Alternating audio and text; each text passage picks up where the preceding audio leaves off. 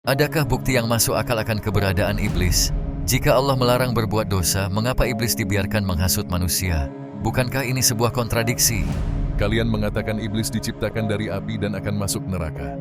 Bagaimana api dapat melukai api?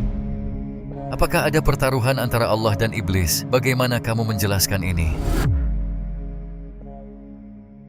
Kami menyiapkan pertanyaan tentang iblis yang membuat orang penasaran.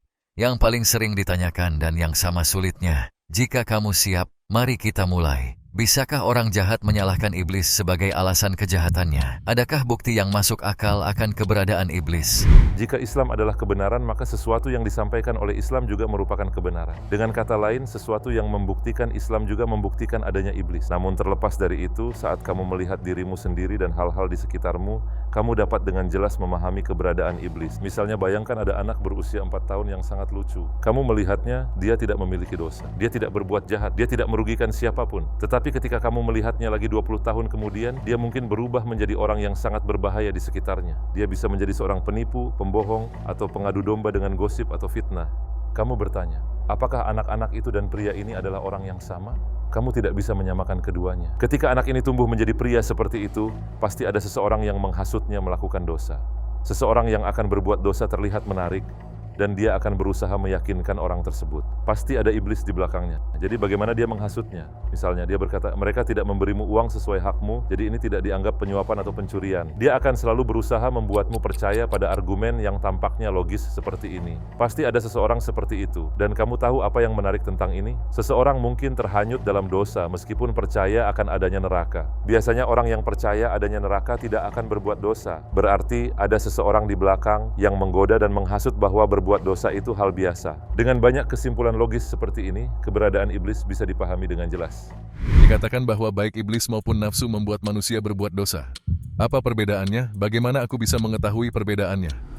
Tidak ada konsep logika dalam nafsu, dan iblis itu ibarat penghasut nafsu. Dengan kata lain, nafsu merupakan kecenderungan, rasa ingin melakukan sesuatu. Nafsu memiliki hasrat hewani, namun setan berperan membuatnya seolah-olah masuk akal kepada orang tersebut dan mencoba menipunya. Izinkan aku menjelaskannya dari contoh berikut. Jika kamu bertanya kepada setiap muslim yang minum alkohol, dia sebenarnya tidak mau melakukannya. Dia merasakan rasa bersalah. Rasa ingin minum alkohol pada dasarnya adalah bagian nafsu. Nafsu membuat seseorang menginginkan alkohol.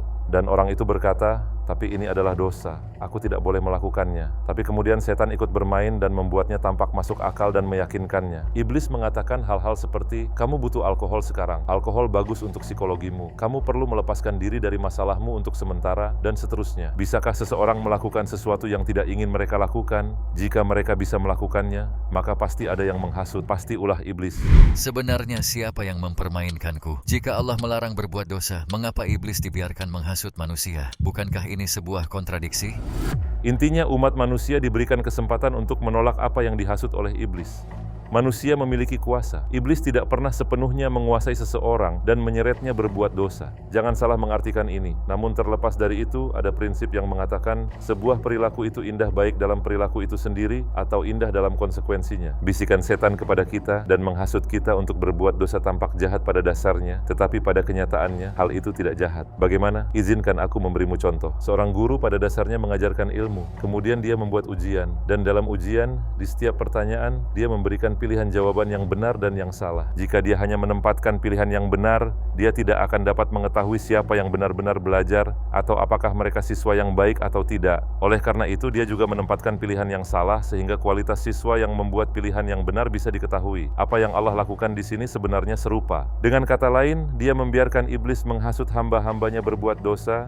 Tetapi ketika hamba itu tidak mendengarkan hasutan iblis meskipun ada godaan, ketika mereka bisa memilih melakukan perbuatan baik, maka derajat mereka ditinggikan. Mereka menunjukkan kualitas mereka yang sebenarnya. Misalnya, jika dibandingkan dengan malaikat, tidak ada ujian semacam ini. Dimanapun tingkatan derajat malaikat, mereka akan tetap di tingkatan itu. Mengapa? Karena iblis tidak berurusan dengan malaikat. Tetapi sebagai manusia, ketika kita tidak mengikuti hasutan iblis, derajat kita naik ke tingkatan yang lebih tinggi daripada malaikat. Pikirkan kemungkinan sebaliknya. Di satu sisi ada orang yang yang akan naik derajatnya menjadi sangat tinggi dan masuk surga, dan di sisi lain ada juga orang yang kehilangan kesempatan untuk sukses dalam ujian. Apakah menurutmu Allah akan membatalkan ujian ini demi orang-orang yang memilih berbuat salah? Tidak mungkin. Jadi fakta bahwa iblis menggoda manusia dan adanya dosa pada akhirnya adalah hal yang baik. Bukankah lebih baik bagi manusia jika ia diciptakan seperti malaikat, tanpa melalui ujian apapun, tanpa godaan iblis, dan tanpa kemungkinan masuk neraka sama sekali?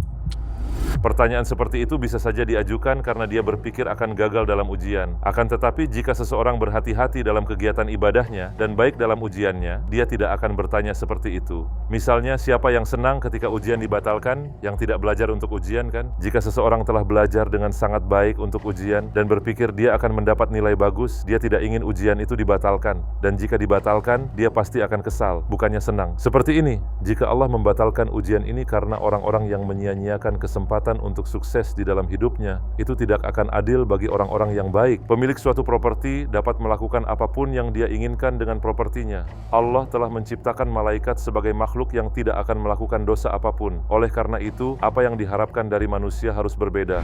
Apakah ada pertaruhan antara Allah dan iblis? Bagaimana kamu akan menjelaskan ini? Yang aku mengerti dari pertanyaanmu tentang masalah ini, iblis berkata kepada Allah, "Ya Tuhanku, tangguhkanlah aku sampai pada hari mereka dibangkitkan." Dalam tanggapannya, Allah berfirman, "Sesungguhnya kamu, iblis, tidak kuasa atas hamba-hambaku, yaitu orang-orang yang ikhlas." Nah, ada kesalahan mendasar dalam pertanyaan ini. Siapakah iblis yang Allah lawan dan bertaruh dengannya? Bisakah dia menghancurkannya jika dia mau? Bisa. Bisakah dia memasukkannya langsung ke neraka? Sangat bisa, tapi dia tidak melakukannya. Apa yang dia lakukan sebagai gantinya? Dia membuat iblis melayani umat manusia yang dia tolak untuk bersujud. Bagaimana cara dia membuatnya melayani umat manusia? Coba pikirkan, ketika kamu mengajukan pertanyaan, mengapa Allah membiarkan iblis menyesatkan umat manusia? Apa yang kami katakan untuk menjawabnya? Kami mengatakan, iblis sebenarnya berguna untuk peningkatan spiritual umat manusia. Orang-orang luar biasa bermunculan karena ini, ulama, wali, orang-orang soleh yang menjauhi dosa dan dekat dengan Allah. Kami mengatakan jutaan hambanya telah muncul. Apa alasan dibalik semua ini? Iblis sedang mempermainkan mereka. Allah tidak menghukum iblis secara langsung. Apa yang dia lakukan sebagai gantinya? Dia membuat iblis melayani umat manusia yang dia tolak untuk bersujud, dan melalui iblis dia membesarkan banyak hamba yang hebat dari umat manusia yang iblis pikirkan dia melakukan apa yang dia inginkan. Namun sebaliknya, Allah membawanya ke dalam jebakan sedemikian rupa sehingga iblis bahkan tidak menyadarinya. Sejauh yang kita tahu, iblis beriman kepada Allah. Jika dia beriman, bagaimana mungkin dia tidak menaati perintah sujud kepada Nabi Adam? Iblis sebenarnya adalah jin bijak yang menyembah Allah sebelum masalah sujud ini. Namun ada satu hal kecil, jika seseorang tidak berhati-hati saat beribadah atau meningkatkan ilmu dalam dirinya, atau ibadahnya akan menjerumuskannya pada kesombongan. Itulah sifat yang dimiliki iblis. Dia memiliki kesombongan yang tinggi. Allah justru mengungkapkan kesombongan iblis ketika ia menolak sujud pada manusia. Kesombongannya begitu besar, sehingga dia juga mencoba untuk membenarkan dirinya sendiri. Jika kamu sadar, apa yang dia lakukan adalah contoh rasisme pertama. Faktanya, bukankah kita melihat kasus serupa hari ini? Apakah iblis beriman kepada Allah? Dia beriman. Bagaimana kita? Sebagai Muslim tentu kami beriman. Allah memerintahkan iblis untuk bersujud dan dia memerintahkan kita untuk bersujud juga. Dia memerintahkan kita untuk salat. Iblis berkata, "Engkau ciptakan aku dari api, sedangkan dia engkau ciptakan dari tanah." Dan kita berkata, "Aku tidak punya waktu, aku tidak punya ini atau itu, atau aku sibuk." Itu hanyalah alasan. Dengan kata lain, orang yang mengajukan pertanyaan ini dapat memahami masalah ini dengan lebih baik dengan melihat Muslim yang tidak melaksanakan salat. Bukankah sujud hanya kepada Allah saja? Mengapa Allah ingin iblis bersujud kepada Nabi Adam alaihi salam juga? Sujud ini tidak hanya dianggap sebagai tindakan menyembah. Karena Allah yang memberi perintah, maka menaati perintahnya berarti sudah menyembah Allah. Misalnya kita saat ini sujud mengarah ke Ka'bah sebagai kiblat kita, bukan? Ketika kita sujud, apakah kita sujud ke Ka'bah? Tidak. Apa yang Allah lakukan?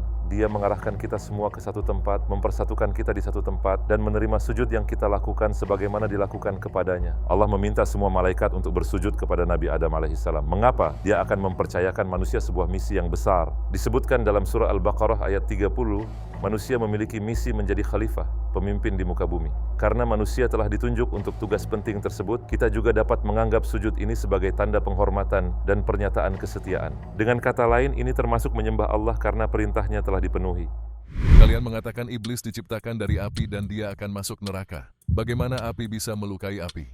diciptakan dari api dan dibakar oleh api adalah dua hal yang berbeda. Misalnya, manusia diciptakan dari tanah, bukan? Tapi apakah manusia berwujud tanah? Tidak. Saat aku melempar tanah padamu, bisakah aku menyakitimu? Ya, aku bisa. Iblis diciptakan dari api, tetapi iblis tak berwujud api. Jadi tidak ada yang mencegah iblis masuk neraka dan menderita. Selain itu, membakarnya dengan api bukanlah satu-satunya hukuman di neraka. Jadi iblis akan mendapatkan hukuman bagaimanapun itu. Kamu bisa bersantai.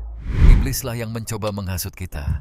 Lalu siapa yang menghasut iblis? Harga diri dan egonya, kami katakan di awal, iblis sudah terhanyut dalam kesombongan. Ketika ego orang terlalu tinggi, beberapa perilaku normal mulai terasa tidak normal bagi mereka. Karena kesombongannya, perintah sujud terkesan ekstrim bagi iblis. Kedengarannya tidak normal dan dia menolak. Jadi tidak perlu adanya seseorang untuk menghasutnya. Dia menolak sujud karena itu terlalu berlebihan untuk egonya.